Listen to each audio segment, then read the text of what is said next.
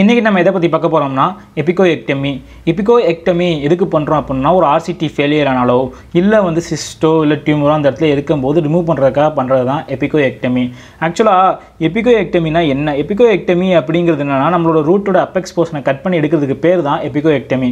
இது வந்து ஒரு பெரிய எபிக்கல் சர்ஜரின்னு சொல்கிறாங்க. அதாவது ஆம்பிடேஷனாக ரூட் போர்ஷனை, அதாவது ரூட்டோட அப்பெக்ஸ் போர்ஷனை கட் பண்ணி எடுக்கிறதுக்கு பேர் தான் ஆம்பிடேஷன். அதுக்கப்புறம் கியூரேட்டேஜ் ஏம் பண்ணுறோம்னா அந்த கிரானுலோமேட்டஸ் டிஷ்யூ ரிமூவ் பண்ணுறதுக்காக கியூரேட்டேஜ் பண்ணுறோம். அப்புறம் ரெட்ரோகிரேட் ஃபில்லிங்கில் குறிப்பாக வந்து கிளாஸ் 1 ஃபில்லிங் பண்ணுறோம். இது மூணுமே எபிகோஎக்டமியில் பண்ணுவோம். சரி, எபிகோஎக்டமி எதுக்கு பண்ணுவோம் அப்படின்னு பார்த்தோம்னா, ஆர்சிடி பண்ணுறதுக்கு முன்னாடி, அதாவது ரூட் அப்பெக்ஸ் வந்து ரொம்ப கர்வ்டாக இருந்துச்சு, ரூட் வந்து ரொம்ப கர்வ்டாக இருந்தாலோ, இல்லை ரூட் ரிசர்வ்ஷன் ஆகியிருந்தாலோ, இல்லை அக்சசரி ரூட் கேனல் இருந்தாலோ, இல்லை எபிக்கல் தேர்டு வந்து ரூட் ஃப்ராக்சர் ஆகியிருந்தாலோ, இல்லை சிஸ்ட் ஃபார்மேஷனாக இருந்தாலோ எபிகோஎக்டமி பண்ணுவோம். ஆஃப்டர் ஆர்சிடி பண்ணதுக்கப்புறம் ஆர்சிடி ஃபெயிலியர் ஆனாலோ, இல்லை நம்மளோட ஆர்சிடி பண்ணும்போது இன்ஸ்ட்ருமெண்டேஷன் வந்து அந்த இடத்துல அப்படியே சில இன்ஸ்ட்ருமெண்ட் பார்ட்டிகல்ஸ்லாம் அந்த இடத்துல ஃப்ராக்மெண்ட்டாக இருந்தால் கூட நம்ம எபிகோஎக்டமி பண்ணுவோம். அதே மாதிரி ஆர்சிடி பண்ணதுக்கப்புறம் அந்த போஸ்ட் ஆப்ரேட்டிவ் வந்து டிஸ்கம்ஃபர்ட் பெர்சிஸ்டண்ட்டாக இருந்தால் கூட இந்த எபிகோஎக்டமி பண்ணுவோம். அதே மாதிரி லேட்ரல் பெர்ஃபரேஷன் ஆஃப் ரூட், அப்புறம் வந்து பெர்சிஸ்டன்ட் ரீஎபிக்கல் ரேடியோலுசன்சி, ரொம்ப நாளாகவே அந்த பெரியபிக்கல் ஏரியாவில் ரேடியோலுசன்சி இருந்தால் கூட நம்ம எபிகோஎக்டமி பண்ணுறோம். சரி, கான்ட்ரா இண்டிகேஷன் எதுக்கெல்லாம் பண்ணக்கூடாது அப்படின்னு பார்த்தோம்னா, அனாட்டமிக்கல் கன்சிடரேஷன் சொல்கிறாங்க. குறிப்பாக வந்து சொல்லலாம், இந்த மேக்ஸில்லா அப்படின்னு எடுத்துக்கிட்டோம்னா இந்த போஸ்டீரியர்ஸில் மேக்ஸிமம் பண்ண மாட்டோம். ஏன்னா வந்து 3 ரூட் இருக்குது, அதனால் பண்ணாலும் ஃபெயிலியர் ஆயிரும். அதே மாதிரி அது வந்து மேக்ஸிலரி சைனஸ்க்கு க்ளோஸ்டாகவும் இருக்குது. மோலார்ஸ்லாம் நம்ம மேக்ஸிமம் பண்ண மாட்டோம், ஏன்னா மேக்ஸிலரி சைனஸ்க்கு க்ளோஸாக இருக்குது. அதே மாதிரி மேண்டிபிள் அப்படின்னு எடுத்துக்கிட்டோம்னா மென்டல் ஃபொராமன் அந்த இடத்துல இருக்கிறதுனால மேண்டிபிள் ஆன்டீரியர்ஸ் மேக்ஸிமம் வந்து பண்ண மாட்டோம். ஸோ மேக்ஸிலா அப்படின்னு எடுத்துகிட்டு மோஸ்ட்லி மேக்ஸிலா ஆன்டீரியர்ஸ் மட்டும் தான் மோஸ்ட்லி பண்ணுவோம்.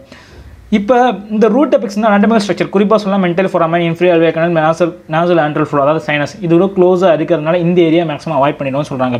சிஸ்டமிக் டிசார்டர் வேறு யாருக்கு பண்ணக்கூடாது அப்படின்னு பார்த்தோம்னா, ஃபர்ஸ்ட் ட்ரைமஸ்டர் ஆஃப் ப்ரெக்னென்சியில் இருக்கிற பேஷண்ட்டுக்கு பண்ணக்கூடாது. அதே மாதிரி டயாபிட்டிஸு, அப்புறம் ஹார்ட் டிசீஸ், கிட்னி, லிவர், அப்புறம் வந்து ஹைப்பர் டென்ஷன், ஹிமரேஜ் டிசார்டர் இருக்கிறவங்களுக்கு கூட இந்த எபிகோஎக்டமி பண்ணக்கூடாதுன்னு சொல்கிறாங்க. அதே மாதிரி எமோஷனல் அண்ட் அன்கண்ட்ரோல் பேஷண்ட்டுக்கும் இந்த எபிகோஎக்டமி பண்ணக்கூடாது.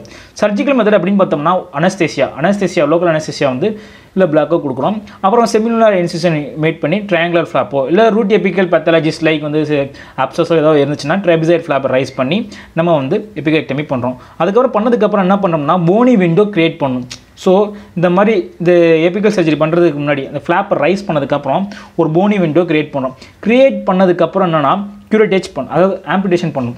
ஆம்பிடேஷன் அப்படின்னா ரூட் ரிசெக்ஷன், ரூட் போர்ஷனை கட் பண்ணணும். இந்த மாதிரி ரூட் போர்ஷனை கட் பண்ணி எடுத்துட்டு அதுக்கப்புறம் அதில் உள்ள கிரானுலோமேட்டஸ் டிஷ்யூ இருக்குல்ல, அந்த கிரானுலோமேட்டஸ் டிஷ்யூ வந்து நம்ம கியூரேட்டேஜ் பண்ணுறோம், அதாவது சுரண்டி எடுத்ததுக்கப்புறம் லாஸ்ட்டாக வந்து ரெட்ரோகிரேட் ஃபில்லிங் வைக்கிறோம். ரெட்ரோகிரேட் ஃபில்லிங் அப்படின்னு பார்த்தோம்னா, ஏபிக்கல் ஃபொராமன் இருக்குல்ல, இந்த ஏபிக்கல் ஏரியாவை சீல் பண்ணுறதுக்கு பேர் ரெட்ரோகிரேட் ஃபில்லிங். ஸோ இந்த ஏரியாவை சீல் பண்ணுறதுக்கு பேர் தான் ரெட்ரோகிரேட் ஃபில்லிங் சொல்லுவாங்க. ஸோ நம்ம ரெட்ரோகிரேட் ஃபில்லிங் பண்ணுறோம். அந்த ரெட்ரோகிரேட் ஃபில்லிங் எதை வச்சு பண்ணுறோம் அப்படின்னு பார்த்தோம்னா, ஜிங்க் ஃப்ரீ அமல்கம் இல்லைனா எம்டிஏ கூட யூஸ் பண்ணலாம். Mostly zinc free amalgam is material of choice, but MTA கூட யூஸ் பண்ணலாம். அது எப்படி பண்ணுறோம் அப்படின்னா, ஏபிக்கல் ஃபொராமனை வந்து ஃபஸ்ட்டு ப்ரிப்பேர் பண்ணணும், க்ளீனிங் பண்ணி ப்ரிப்பரேஷன் பண்ணி டிஸ்இன்ஃபெக்ட், அந்த ரூட் கேனல் ஃபுல்லாக டிஸ்இன்ஃபெக்ட் பண்ணதுக்கப்புறம் நம்ம ஜிங்க் ஃப்ரீ அமல்கம் வச்சு அந்த ஏரியாவை வச்சு அடைக்கணும், அந்த எபிக்கல் ஃபொராமனை வந்து அடைக்கிறோம். ஸோ இல்லைனா எம்டிஏ வச்சு அடைக்கிறோம்.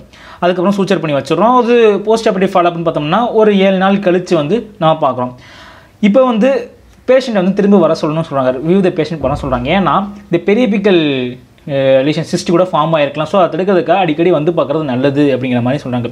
ஏன்னா அந்த வீக்கம் வந்து வத்தாமல் இருக்கும். ஸோ ப்ரோக்னோசிஸ் அப்படின்னு பார்த்தோம்னா கன்ஃபார்மாக வந்து போஸ்ட் ஆப்ரேட்டிவ் சிம்டம்ஸ் இருக்கும். அதே மாதிரி ஆர்சிடி ஃபில்லிங்ஸ் வந்து நம்ம தர ஆர்சிடி ஃபில்லிங்கை பொறுத்து வந்து ப்ரோக்னோசிஸ் இருக்குங்கிற மாதிரி சொல்கிறாங்க. அதே மாதிரி ரெட்ரோகிரேட் ஃபில்லிங் மெட்டீரியல்ஸ், என்ன retrograde type of filling material use பண்ணுறோம் அதை பொறுத்தும் கூட ப்ரோக்னோசிஸ் இருக்குது. அதே மாதிரி ரெட்ரோகிரேட் ஃபில்லிங் இல்லைனா கூட ரீஇன்ஃபெக்ஷன் வரதுக்கும் வாய்ப்பு அதிகமாகவே இருக்குங்கிற மாதிரி சொல்கிறாங்க. வேறு என்ன சொல்கிறாங்கன்னா அப்படின்னா, technique and skill of surgeon, சர்ஜனோட டெக்னிக் அண்ட் ஸ்கில்ஸை பொறுத்தும் இந்த எபிகோஎக்டமி இருக்குது. ஸோ அதே மாதிரி மல்டிபிள் ரூட் இருந்துச்சுன்னா இந்த எபிகோஎக்டமி ஃபெயிலியர் ஆகிறதுக்கு சான்சஸ் அதிகமாக இருக்குங்கிற மாதிரி சொல்கிறாங்க. தேங்க்யூ.